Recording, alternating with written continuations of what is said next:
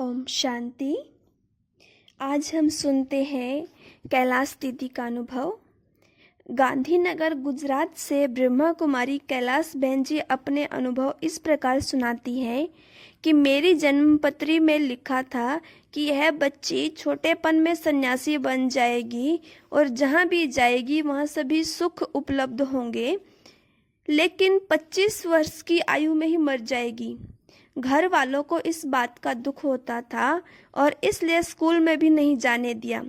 मेरा स्वभाव शांत और एकांत प्रिय था। मेरे पिताजी के कई गुरु थे। मैं लास्ट गुरु के पास जाया करती थी। गुरुजी और अन्य साधु संत भी यही कहते थे कि यह लड़की 25 साल से ज़्यादा नहीं जिएगी। जब मैं पहली बार सन 1962 में बाबा के पास आई तो बाबा ने भी यही कहा, बच्ची तुम्हारी उम्र बहुत छोटी है।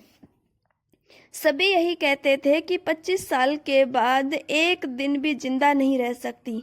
बाबा ने भी ऐसे ही कहा था। लेकिन बाबा के कहने में और दूसरे लोगों के कहने में काफ़ी अंतर था, क्योंकि बाबा ने साथ में यह भी कहा था कि हो सकता है योग बल से आयु बढ़ जाए। मैंने कभी उम्र बढ़ाने के लिए योग नहीं किया, लेकिन बाबा ने जो वरदान दिया था उसके कारण आज तक बाबा की सेवा में तत्पर हूँ। उन 25 सालों में मृत्यु के कई कारण बनते रहे, लेकिन बाबा की मदद से सदा बचती रही। जब 25 साल पूरे होने को थे तो उसी दिन मैं ट्रेन से गिर गई और ट्रेन में फंस गई, लेकिन किसी ने दौड़कर मुझे बाहर निकाला और मैं बच गई। इस विषय में एक और घटना मुझे याद आ रही है। तब मैं होशियारपुर सेंटर पर कृष्णा बहन अंबाला वाली के साथ रहती थी। योग के समय कृष्णा बहन रिकॉर्ड नंबरवार रख जाती थी और मैं नंबरवार बजाती रहती थी, क्योंकि मुझे पढ़ना नहीं आता था। एक दिन सभी योग में बैठे थे। मैंने रिकॉर्ड लगाया, मेरा मन डोले मेरा तन डोले। उसी समय क्लास हॉल में मेरे सिर पर सांप गिरा और फिर गोद में बैठ गया। संदली पर बैठी बहन योग करा रही थी, वह घबरा गई। मैंने इशारे से कहा, अब बैठे रहो। क्लास में किसी को पता नहीं चला और मैं एक ही रिकॉर्ड बजाती रही। सांप मेरे को देखता था, मैं उसको देखती थी। एक ही रिकॉर्ड लगाती रही तो कृष्णा बहन सोचने लगी कि एक ही रिकॉर्ड क्यों बजा रही है। कुछ समय के बाद जैसे ही रिकॉर्ड बंद किया तो सांप मेरे ऊपर चढ़ने लगा। मैंने उसे झटके से नीचे गिरा दिया और साथ ही वही रिकॉर्ड लगाकर कृष्णा बहन को बुलाने गई। कृष्णा बहन ने बोला, अरे कैलाश, तुम आधे घंटे से एक ही रिकॉर्ड क्यों बजा रही हो? मैंने कहा, क्लास में सांप गिरा है। मैं उन्हें क्लास हॉल में ले गई और दरवाजे से दिखाया। देखा तो वह बहुत मस्ती में नाच रहा था। कृष्णा बहन ने कहा, कमाल है, कब से पड़ा है? मैंने बताया, जब शुरू में गीत लगाया था मेरा मन डोले, तब से मेरी गोदी में पड़ा है।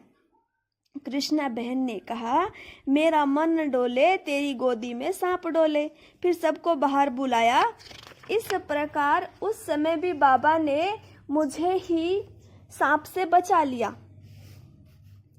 मैंने ध्यान के लिए कोई पुरुषार्थ नहीं किया, लेकिन जब योग में बैठती थी तो ऐसा अनुभव होता था कि कोई गले में रस्सी डालकर खींच रहा है। इस कारण मुझे बहुत डर लगता था, इसलिए मैं योग में बैठना पसंद नहीं करती थी, सेवा करना पसंद करती थी। एक दिन होशियारपुर सेंटर पर एक बांधेली माता जो बाबा से मिलकर आई थी, मधुबन का अनुभव सुना रही थी कि उसका अनुभव सुनकर मुझे भी साकार बाबा से मिलने की तीव्र इच्छा हो गई। लेकिन कुछ परिस्थितियों के कारण मधुबन नहीं आ पाती थी। अनुभव सुनते सुनते मैं बाबा की याद में खो गई और नैनों से अश्रु बहने लगे। फिर कृष्णा दीदी ने योग में बैठ दृष्टि दी तो मैं गुम हो गई।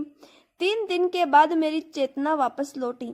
सभी बहनें देख रही थी कि मैं बहुत खुश हूँ, क्योंकि बाबा ने मुझे सुंदर सुंदर फल फूल आदि दिखाए थे। मैंने ऐसे फल इकट्ठे किए थे जो कभी देखे नहीं थे। बाबा ने कहा, बच्ची, ये फल किस लिए इकट्ठे किए? मैंने कहा, बाबा, ये फल नीचे सबको खिलाऊंगी। तो बाबा ने कहा, सबको खिलाएगी? पक्का? मैंने कहा, जी बाबा। बाबा मुस्कुराने लगे। सन 1962 में बाबा से मिल रही थी। वहाँ दीदी भी बैठी थी। दीदी ने कहा, बाबा ये बच्ची हिमाचल की है, भोली है, अच्छी है और ध्यान में भी जाती है। एक दिन बाबा ने कहा, बच्ची तुम्हारा इतना अच्छा ध्यान में जाने का पार्ट है तो तुम पंजाब क्यों जाती हो? बाबा जहाँ भेजें वहाँ जाएंगी? मैंने कहा, जी बाबा, आप जहाँ भेजेंगे वहाँ जाऊंगी, लेकिन घर के नज़दीक नहीं भेजना, वहाँ से दूर रखेंगे तो मैं अच्छी सेवा कर सकूंगी। बाबा ने कहा, अच्छा बच्ची, तुमको बाबा जयपुर भेज रहे हैं तो वहाँ जाना और बाबा को रोज भोग लगाना, क्योंकि तुमको ट्रांस में जाने की लिफ्ट मिली है। इस गिफ्ट से सेवा करना। इस प्रकार बाबा ने कपड़े आदि डलवाकर पेटी तैयार करवाई और जयपुर सेवा पर भेजा। 8 मास के बाद बाबा ने मुझे मधुबन बुलाया और पूछा, बच्ची जयपुर अच्छा है, खुश हो? मैंने कहा, जी बाबा। फिर बाबा ने पूछा, बच्ची रोज मुरली पढ़ती हो? मैंने कहा, बाबा मैं पढ़ी नहीं हूँ, इसलिए मुरली नहीं पढ़ती हूँ, सुनती हूँ। तुम्हें पढ़ना तो बहुत था, क्यों पढ़ाई नहीं की? मैंने कहा, ड्रामा में नूंद नहीं होगी। बाबा बहुत हंसे और बोले, बच्ची बाबा का दिया हुआ ज्ञान बाबा को ही सुना रही हो। फिर बाबा ने कहा, बच्ची चिंता नहीं करो, तुम्हें बाबा पढ़ाएंगे। आज शाम को 4 बजे ऑफिस में आना, बाबा तुम्हें सिंधी पढ़ाएंगे। मैं 4 बजे ऑफिस में गई। बाबा ने सिंधी लिखना शुरू भी किया। इतने में जयपुर से फोन आया कि कैलाश को जल्दी भेज दें, यह बहुत सेवा है। बाबा ने कहा, बच्ची तुमको जयपुर वाले बुला रहे हैं। मुझे लगा कि मेरी पढ़ाई सचमुच ड्रामा में नहीं है। मुझे बहुत दुख हुआ और रोना भी आया। बाबा बोले, बच्ची चुप रहो, सब दुखों को हरने वाले और सुख देने वाले बाप के सामने रोते हो? फिर बाबा ने बहुत प्यार करके शांत किया और बोले, बच्ची जयपुर में तुम सारा दिन बिजी रहती हो, लेकिन रात को सभी सो जाएं तब तुम एकांत में कॉपी पेन लेकर बाबा की याद में बैठना तो बाबा तुमको पढ़ाएंगे।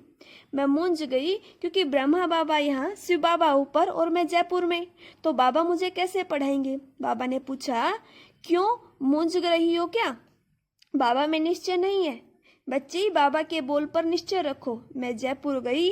सारा दिन तो बहुत सेवा होती थी। रात हो गई, सब सोए हुए थे। मैं उठी और ऑफिस में जाकर बाबा को याद करने लगी। थोड़े समय में मैं वतन में गई।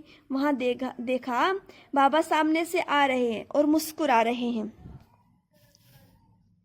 मैंने कहा, बाबा मैं तो चिंता कर रही हूँ और आप मुस्कुरा रहे हो। बाबा ने कहा, बच्ची रोज तुमको पढ़ाने के लिए बाबा मधुबन से आएगा। फिर बाबा ने मुझे पढ़ाना शुरू किया। बाबा का पढ़ाना अलग था, जैसे यहाँ क ख ग ऐसे नहीं पढ़ाया। बाबा मेरे हाथ से ही जोड़ी अक्षर लिखवाता था। मधुबन में जब ब्रह्मा बाबा ने लिखना शुरू किया था तो वह सिंधी भाषा थी। जब ऊपर वतन में पढ़ाया तो हिंदी में पढ़ाया। मैं रोज वतन में जाती थी और बाबा से पढ़ती थी। 15 दिन में हिंदी पढ़ना सीख लिया। बाबा ने कहा, बच्ची जितनी लगन से मेहनत करेगी उतना आगे जा सकती है। फिर मैं एकांत में आधा घंटा धीरे धीरे मुरली पढ़ती थी। एक बार की बात है, मेरी आंखों में बहुत तकलीफ थी। सभी ने कहा कि ऑपरेशन कराना पड़ेगा, लेकिन डॉक्टर ने कहा कि ऑपरेशन के बाद देख सकेगी कि नहीं, यह नहीं कह सकते। फिर बाबा से पूछा तो बाबा ने संदेश में कहा, बाबा ज्योति देने वाला है, लेने वाला नहीं, इसलिए बच्ची को निश्चिंत होकर हॉस्पिटल ले जाओ। हॉस्पिटल में ले गए। 2 डॉक्टर ऑपरेशन करने वाले थे। साथ में एक ब्रह्मा कुमार डॉक्टर चौकसी भाई भी ऑपरेशन थिएटर में खड़े थे।